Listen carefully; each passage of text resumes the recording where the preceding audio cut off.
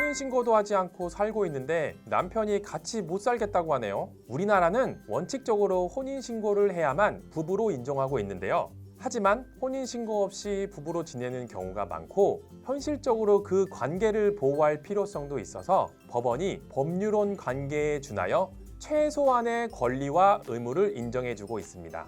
위자료나 재산분할 청구권이 그 대표적인 예라고 할 수 있지요. 안녕하세요. 제대로 이혼합시다. 제대로 이혼학교의 장기봉 변호사입니다. 사실혼에는 편리한 점이 하나 있는데요. 바로 이혼이 자유롭다는 것입니다. 그냥 따로 살게 되면 이혼이 성립하게 되는 것이지요. 그래서 이혼보다는 해소라는 단어를 많이 씁니다. 법원의 협의이혼이나 조정이혼 절차를 거치거나 소송을 제기하고 이혼 사유를 증명할 필요가 없습니다. 이 때문에 혼인신고를 미루는 부부가 많이들 있는 것이죠. 그렇다고 해서 법원이 유책 배우자가 사실혼 관계를 마냥 해소하게 놔두지는 않습니다.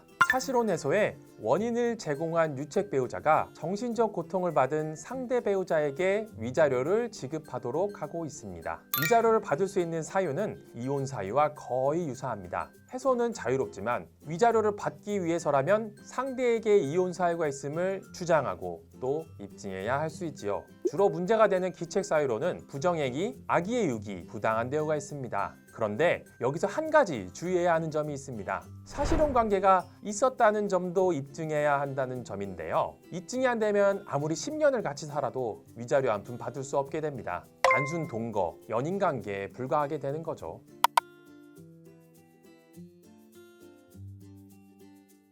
자, 사실혼 관계를 입증했다면 이제 배우자의 귀책 사유를 입증해야 합니다. 더 많은 위자료를 받기 위해서는 부정행위, 악의의 유기, 부당한 대우 등과 관련된 자료들을 최대한 확보하여 위자료를 청구하여야 합니다. 아무 이유 없이 일방 통보로 사실혼을 해소하는 것 자체로 위자료 지급 사유에 해당할 수 있습니다. 이 경우 동거, 부양, 협조 의무를 저버린 악의의 유기에 해당한다는 대법원 판례가 있으므로 일방적으로 이별 통보를 받으셨다면 위자료를 꼭 청구하여 받아내시기 바랍니다. 다만 부부관계를 다루는 가사사건 특성상 증거가 희미하거나 거의 없다 하더라도 변론의 전치지, 즉 변론에서 어떻게 주장, 진술, 대응하는지에 따라 결과가 전혀 달라질 수 있으므로 전문 변호사의 도움을 받아 진행하시기를 추천드립니다. 위자료는 보통 1,000만 원에서 3,000만 원까지 인정됩니다.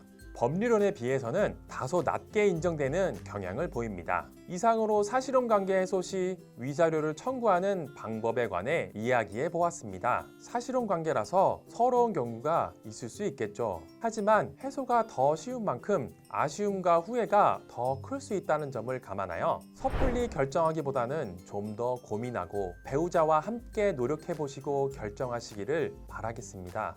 다음에 더 유용한 정보로 여러분을 찾아뵙도록 하겠습니다. 제대로 이혼학교의 장기봉 변호사였습니다. 감사합니다.